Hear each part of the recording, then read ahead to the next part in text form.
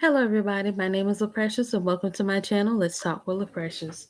So today I will be discussing dealing with depression. I know I kind of was a little hesitant about starting that off, but I'm like, okay, I'm looking back, see if my door's closed, and I'm looking over here like, what? Okay. So yes, so today I would like to talk with you all about dealing with depression. As you guys know, as I've talked about in my previous videos, I have dealt with depression on and off, and that's why sometimes I'm not as consistent with my YouTube videos because of my bout with depression. I've dealt with depression for a really long time since I was a early teenager, and it didn't spawn from any chronic issues or any medical issues or anything like that. These mainly have to deal with people. I believe that and I really know what the pinpoint is. The pinpoint of my depression pretty much comes from, hey, forecast. The pinpoint of my depression pretty much comes from my childhood. I want to say I had a crying childhood because I just wasn't really allowed or able to be myself growing up. And so I pretty much dealt with keeping my feelings in, not being able to discuss my feelings, not being able to talk about it. And that's contributed to it as well. And then dealing with, growing pains and developing and going to different schools and meeting new people, and then these people not really allowing me to develop and grow or be as open and honest as I would like to. And that played a part in it as well. And then I want to say not the pinnacle, but the starter point of the depression started with my first boyfriend. Now, I had my first boyfriend when I was like 12 years old. And it was a, normal relationship or whatever. But then I was being told he was talking about me behind my back and starting rumors and pretty much saying that he felt sorry for me, blah, blah, blah. And that relationship it was like a reality show, honestly. And it really didn't come to an end until almost a year later. And then a couple of months or so after that, we tried it again and it didn't work. And it was like ever since then. And since then, I've moved on from him and I've dated, other men after that. But it just seems like with childhood and that experience, and even up until now, I have a really big issue dealing with loneliness and not fitting in and not being accepted and not feeling loved and whatnot. And it's really hard for me to cope with that because I know lately I've been able to be myself and be independent and be free and be open and honest. But as far as me being as open as I would like to be and being accepted, that's where the issues pretty much come in at. Because I just really don't understand how people can just always shut other people down. And sigh, loyalty sounds like my childhood. Yes, a lot of people have experienced that in their childhood where, we grew up in families where, of course, the adults would talk and the children would listen.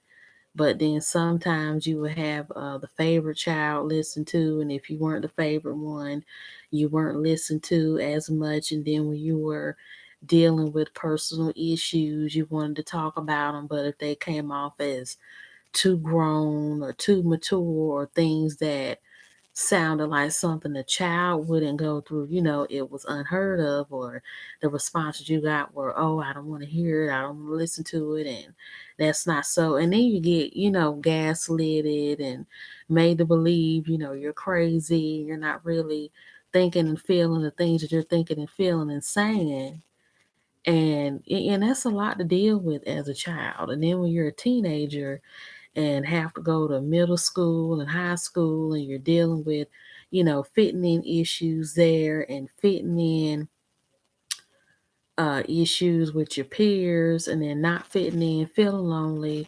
then going through body dysmorphia and anxiety and depression, and it's just a lot. It's just a lot. And so, moving on from that, the issue that I have right now with my depression is dealing with loneliness. Now, you guys have, watched my videos about dating and my experiences with dating. And I want to say, and I've even spoken to my spiritual advisors on that. And I even had one miraculously hit me up on Instagram.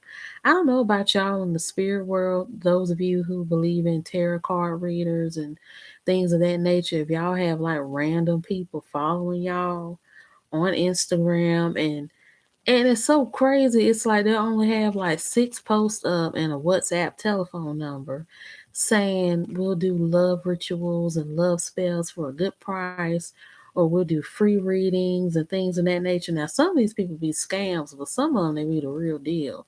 And the ones that just happen to find my inbox be the ones that I really need to talk to, because I had a lady who had messaged me or DM'd me on Instagram. And she was pretty much saying, um, pretty much, something along the lines of hit me up and I'll do a free reading with you and things of that nature. And I'm like, you only have like 6 followers and a WhatsApp number, and your real picture's not even being shown and all that. And so I'm like, okay. But then again, when they took her up on the offer, I said, so the love spell for free? She said no, it was just a usual reading. And so I said, okay. I said, let me do a love reading. And so she did one on me and it was free. And she said that you need a healing and a cleansing. And she said something along the lines that good things don't come early. And then she said that you need a cleansing, and you need okay, she said a cleansing. What else did I say? A cleansing and healing. That's what she said. Because she said there was a lot of deep rooted things that went on with my exes. And there were.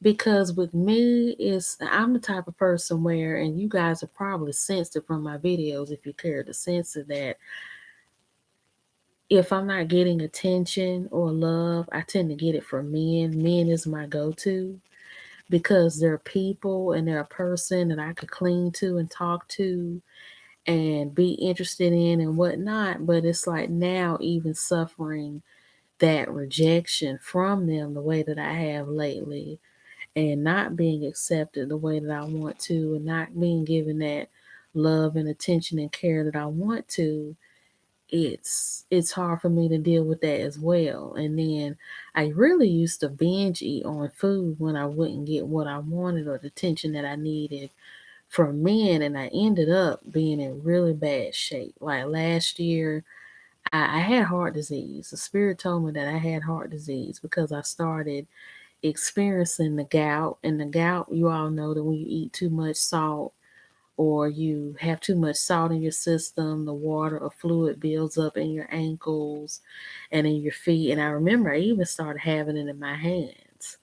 And they say that when you have water retention like that from the salt not being released from your body through urine and sweat secretion and all of that, it builds up in your system. And as it's building up in your, hands and feet, your heart is pumping fast too, because it's trying to pump through all of that stuff that's in it, that's flowing through the system, where it's really too much of one ingredient or one element in your body, and it's trying to work really hard to pump like it's supposed to, but to pump outside of having all that stuff. And I did experience, arrhythmia sometimes when I was asleep. It would scare me to death because there were times where I would literally wake up out of my sleep and my heart would be racing really fast. And then I would have to pray and take deep breaths and use the restroom, drink water just to go to sleep. And I mean, it was just a lot of different things. So I'm telling y'all that depression is real, and that people are going to find ways to cope, because when you feel alone, or when you feel like you don't belong, or when you feel like you don't matter, you're going to find things to cope with and to use as a mechanism to try to cover it up or hide it to get away from that feeling, because it does not feel good being lonely. It doesn't feel good not fitting in. Doesn't feel good to feel like people don't like you nor love you. And it really doesn't feel good to not have people listen to you.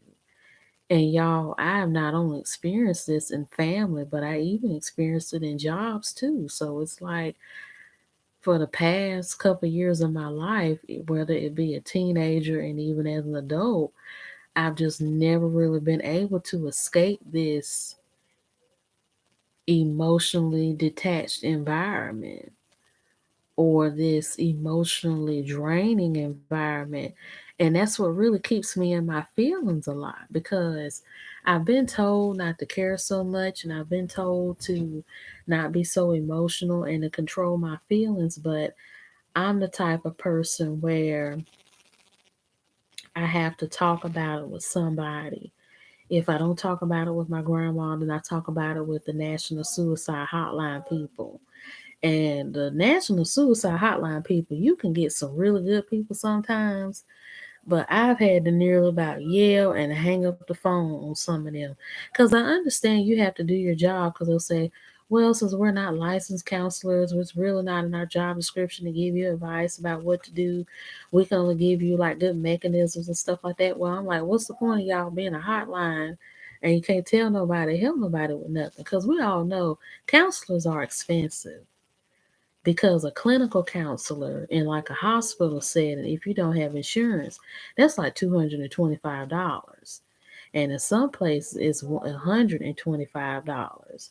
Or if you're in college like me, you could sign up and speak to a licensed counselor for free and you don't have to pay, which is really good. Or if you want to go down the spiritual route, you can find pastors or priests that, yeah, then what's the point? You could find counselors or priests that do personal counseling, and they charge a fee, but it may not be as expensive. Hey, beautiful magic. And it may not be as expensive, but I think they're a little bit cheaper. Then when you go to hoodoo doctors or voodoo priests or mambos, to me they're the cheapest.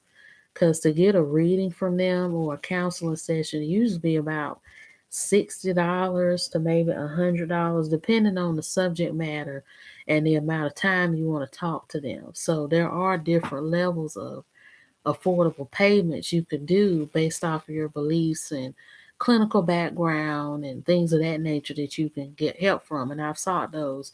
And yeah, they've helped me. But you said side loyalty. I have a problem with being alone, so I feel you 100%. Yeah, yeah, I feel the same way too, because they talk about depression and mental illness so much in social media and on the news, but as far as being in real life, people really don't deal with it and talk about it like they should, because especially in the communities of color, and I've experienced this in the Black community and in the Hispanic community. We really don't like to talk about stuff. We don't like to talk about how sad we are, how disappointed we are, or how somebody hurt us, or how somebody damaged us, or emotionally drained us, or how somebody has gotten on our nerves and things of that nature. And it's like whenever we voice it, it's met with narcissism. Now everything is our fault. Now everything is everything that's wrong is happening because of us bringing it up, or we're the problem starter, or we're the messy person, or we've caused all this havoc and turmoil because of how we feel, and all we're trying to do is just get help, or just pretty much talk this stuff out so we won't end up damaging ourselves by being depressed and feeling down and out and all that kind of stuff, by letting it out. And especially with communities of color, that's why mental illness runs so deep and it's just so bad with us, because we don't allow ourselves to have an emotional outlet even within our own community.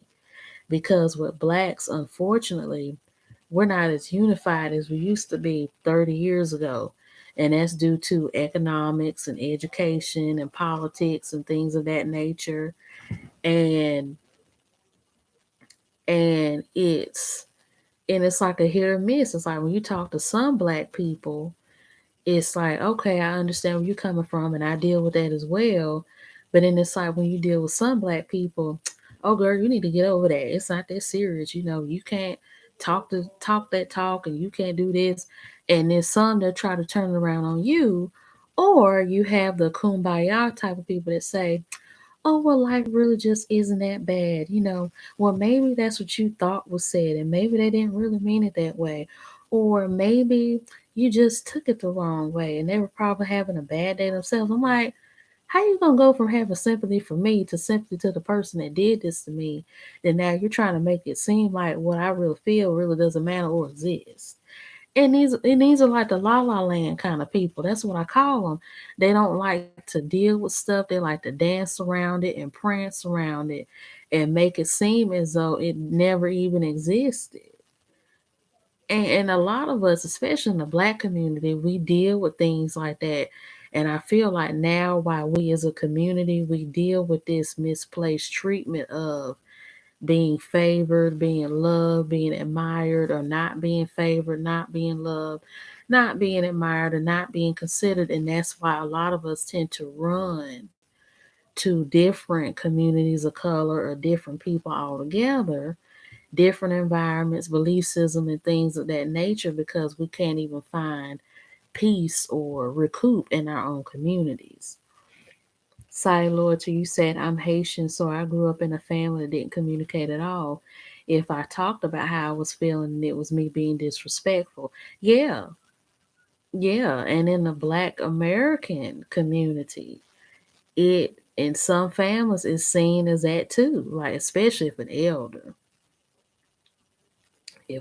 said something to you that was disrespectful or was mean, you better not say, well, grandma, I really didn't like what you said because you know good and well if you come from those really strict religious like black families that's like real church going, if you said anything to them about how they made you feel and how you didn't like what was said, oh, you would get the worst. Oh, I don't care. Like I can say whatever I want to say. You the child. I'm the elder. You ain't supposed to be talking to me like that. And then they try to get the whole family in on it. They be like, Missy, you see what this child done said to me? She talking about I'm this and I'm that. And then you start to feel bullied and then you start to feel kind of outed for what you said. And then, of course, the elders, depending on who they are, how much influence they have, now they got everybody on your tail. And then you can't get out of it and you feel like, I really shouldn't have said anything and I shouldn't have did this and I shouldn't have did that. And then you feel even 10 times worse for already initially feeling depressed and bad already. And then you feel even 10 times worse because now you confront the person who caused this initial feeling and now they're bullying you and outing you and making you feel like you even in the wrong for mentioning it or discussing it. I can honestly say for me, I feel blessed to be born in the family that I was because I've had to confront elders on both sides of my family about the things that were said to me. And it was, eased up and I wasn't smacked across the face or beat across the behind like, some people are because some people, they can't say nothing to their families about how they was treated and what was said and what was did because they'll just hear everything from you start mess, you starting problems. Every time I try to talk to you, you always talking about that stuff from the past. You need to leave that alone, let that go. Or the ever infamous, I raised you, I put food in your mouth, clothes on your back. You went to school and your daddy wasn't here for you and I took care of you. All of us have heard that. Especially if you grew up in a single parent home. So y'all already know that script. Every time you would try to mention something that was said about what was did to you, being disrespectful, you being ungrateful. I raised you. I put up with you. I'm the one that's owed an apology because of how you're disrespecting me.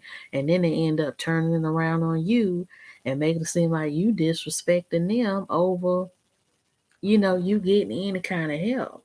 And I can honestly say from my experience, I've been able to talk and I've even had to fight my family in some instances just to get any type of respect when it comes to, talking and speaking up and being interested in and things like that.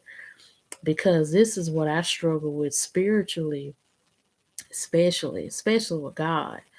Because it's like God has favored me in so many different aspects in my life, and He's blessed me with so many different things in my life, but I just never understood why He didn't give me the favor of people where I can just be myself and not talk or just sit or walk down the street somewhere and people just automatically gravitate towards me, or be able to walk into a club, walk into a school, walk into a church. Now, as far as me going to the many churches that I've been in, I've never experienced flat out rejection, like on a mean, hateful level.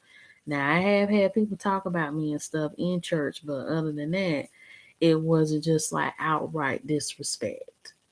But it's like, God, like, why didn't you give me the favor of men or the favor of people so I won't deal with being alone so much and having to deal with not being liked and not being loved and not being considered, not being favored, not being picked, not being seen, not being heard, not being respected. And then you even feel like you're a rock stuck in a hard place because you're like, okay, I have to go to work or come home and deal with all of the junk that's thrown at me for no reason. Then you got a choice. You either got to stand there and take it and be disrespected and come out in one piece, and dealing with you're dealing with everything that everybody has thrown at you. And this is how the cycle starts. When you put up with all that stuff being thrown on you and being smudged and smeared on you, now you going off on somebody else that had nothing to do with it. And now all of this junk and gunk is off of you, but now you just created another monster because now they got to get the junk and the gook and stuff that you just threw on them for something they had nothing to do with. Or the other choice that you have, and this has always been mine, to fight. Don't disrespect me, don't talk to me like that, and I'm somebody too, and everything like that. Like I've told y'all, I've had to fight at home, and I've even had to lay down the law at jobs with managers. Because y'all know I've spoken about me working at Taco Bell and McDonald's. If you didn't, I used to work at Taco Bell and McDonald's because I just needed some temporary money. And I had to deal with flat out disrespect from managers and coworkers. And I literally had to take managers and coworkers to the side and say, hey, I don't like how y'all are talking to me. The way y'all talk to me is nasty, is rude, is disrespectful, and all of that. And it's a shame that I should have to pull aside people that are either older than me or that are supposed to be ahead of me, leading me and teaching me on how to talk to me and disrespect me. And I don't understand what this is about folks, where they just randomly disrespect people for no reason. It's like you come to work or you come home, you mind your business, you do what you're supposed to do, and don't bother nobody and respect everybody else. But when it comes to you, it's like you have to be the bullseye for every type of slander or defamation or maltreatment there is from these folks. And I'm like, do y'all think y'all the shit that much that y'all have to shit on other people just to feel good about yourselves? Because I feel like that's sometimes what it is. Because I've noticed that too with a lot of these popular folks. They feel like as long as they're popular, anything they do, say, think, or feel is going to be accepted. But it's like if you're the odd one out or the one that doesn't kiss their butts like everybody else, then they got to make you feel bad for not bowing down to them. And I've experienced that too. And yeah, going back to what I'm dealing with spiritually, it's like, God, why didn't you give me, favor with men to be loved and liked and admired like that? And that's why I decided to move out on my own.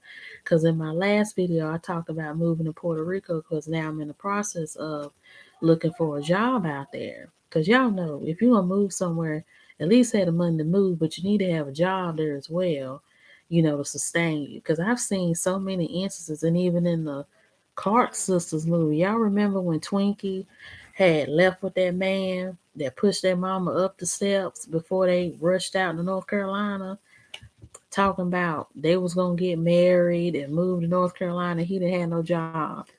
How you gonna move somewhere that you ain't never been before with no job to sustain you, to stay there and to be, and have some stability and everything?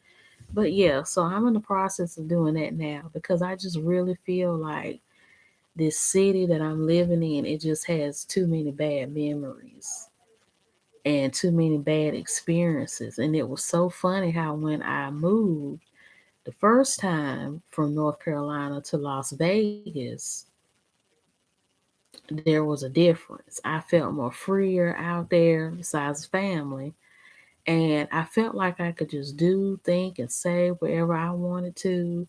And I really didn't suffer that much rejection out there. Like people was nice to me and everything. And I've noticed how every time I've traveled, whenever I've been away from my city, the treatment that I have been shown has either been about the same but not as much, or it's been a whole lot better. And sometimes instead of it being you, it's the environment. Because unfortunately in life, when people sense that somebody is different than them or has a spirit that just doesn't vibe with theirs or whatnot, you either experience a lot of bullying and attack or just flat out rejection. Because the people can just sense from your vibe or your aura that they just can't handle you, or they just can't take you, or they know you just can't marinate with their spirit. Like that's how I see it. And from my last job, I was able to make one friend that I still talk to this day since leaving. But it's like there's just nothing else for me to do here in my city that due to Corona. Now, most of our restaurants and places of business have shut down or have moved to limited hours. Hospitals are running all the time, and most recreational places are closed. So there's really nothing to do but to shop and get groceries and other necessities and come home and just chill out. But even before then, I had went to almost every eatery in my city, every club, and it was just the same old, and it was nothing new and nothing different. And I also noticed that, and I just think it's amazing how people can just sense your vibe and your aura when you leave and when you come back. I even remember when I had came back from Las Vegas, all the men that I used to talk to started messaging me again. And I'm like, and I didn't even tell anybody I was back in town. So close people who were like really, really close to me that I would speak to time from church and stuff like that. But yeah, it's like these men started hitting me up and talking to me. I'm like, how y'all know I'm back in town and I ain't even told y'all nothing? So and a lot of people experience that when people either grow up in like bad environments or they just outgrow their environments. It's like the people will be the people of that city and location. And when you move, new you, new move, and all of that. But then it's like when you come back, it's the same old, treatment and talk and walk and act and behavior. And it can kind of brain fuck you in a way. Because I felt like that moving back here. And it was like all the mistakes that I had made before leaving here for Las Vegas, I was going back to doing them again. So I really do feel like me moving to Puerto Rico would be one of the best things for me because it's a desire I've always wanted, which I will be getting. And then it's also, an opportunity for me to finally be on my own and to be myself, on an island. Who wouldn't want to move to an island? And yes, I have thought about the pros and cons of Puerto Rico because Puerto Rico is a commonwealth of the United States. It is not a state. So that means Puerto Ricans can't vote in presidential elections. And I've even looked up with this stimulus check ordeal that their stimulus checks have to go through their treasury. And so before anybody over there gets any money, the treasury has to okay it and they have to send it out.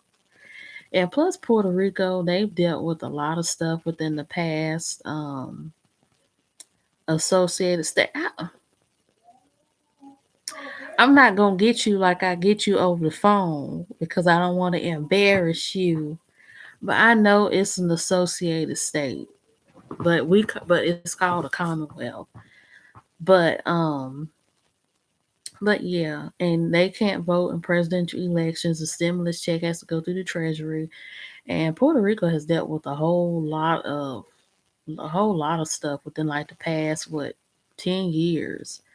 Because back in 2017, Hurricane Maria really rocked them out. And then you had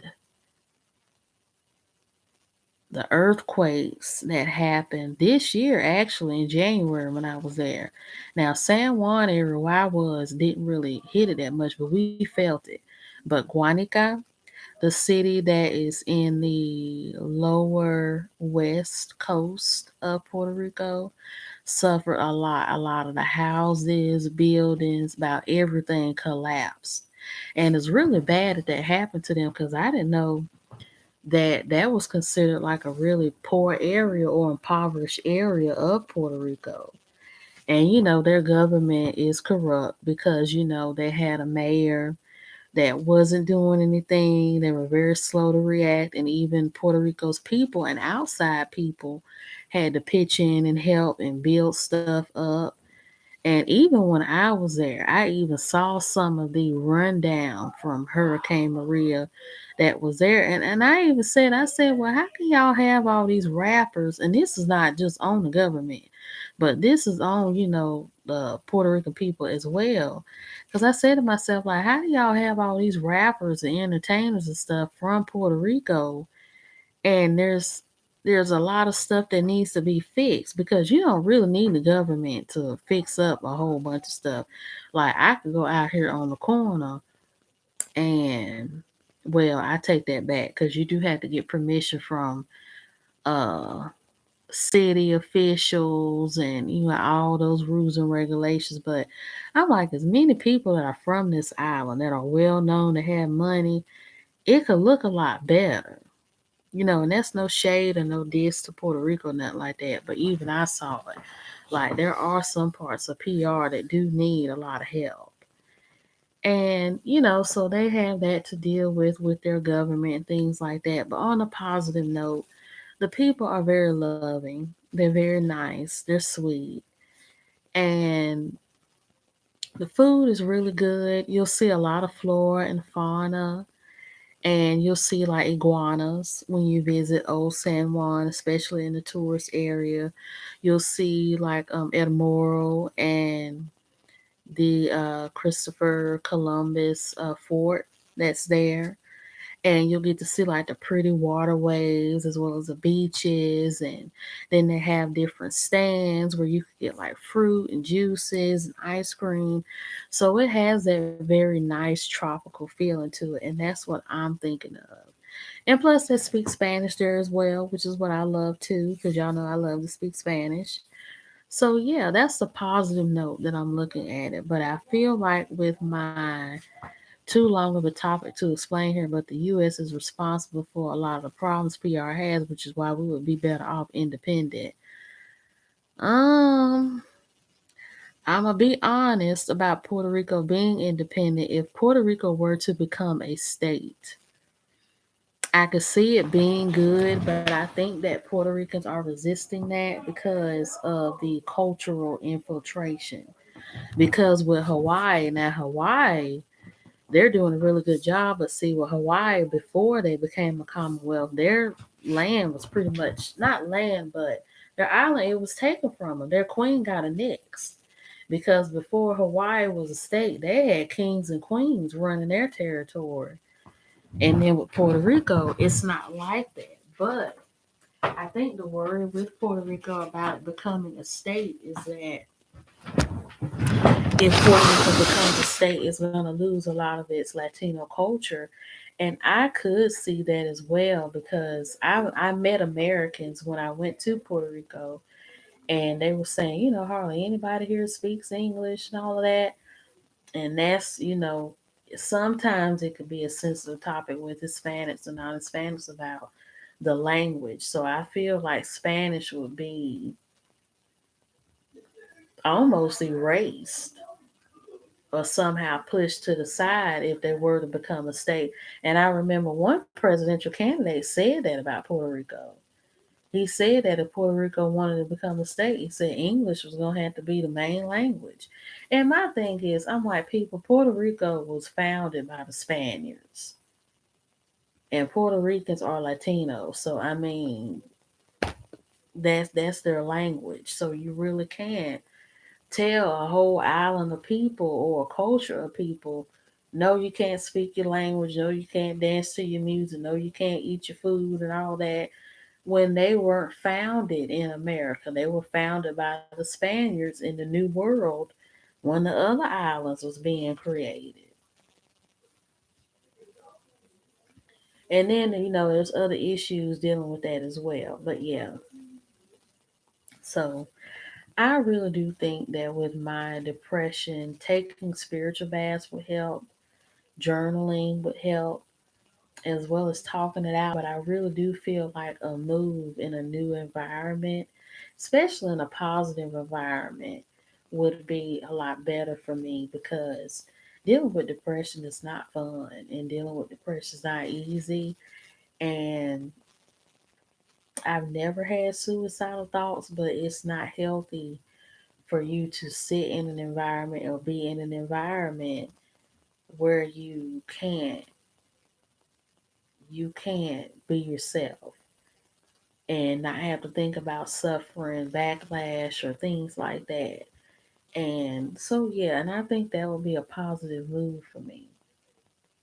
But independent means a lot of law restrictions the U.S. puts on PR be removed, and PR can make the money over a couple of decades pay off any money they owe the U.S. Well, that's another topic for another video.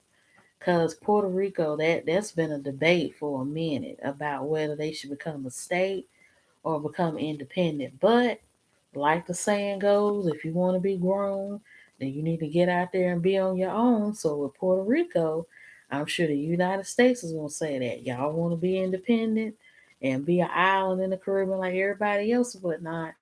You detaching from us, but hey, Tiana, you detaching from us, but you gonna have to make sure that you got your big girl, big boy panties on, and make sure all your debts and stuff are paid, and y'all can really flourish and thrive.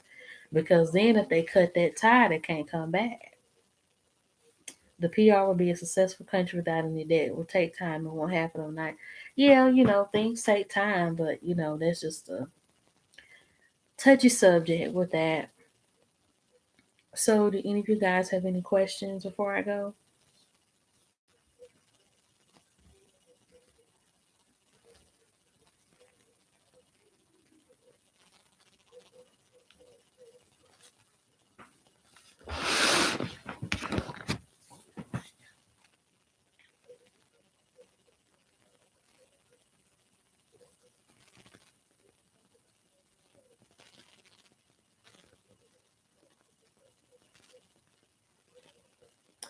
Okay, you guys. Well, I hope you all like this video. Don't forget to like, leave a comment in the comment section, and have a good day.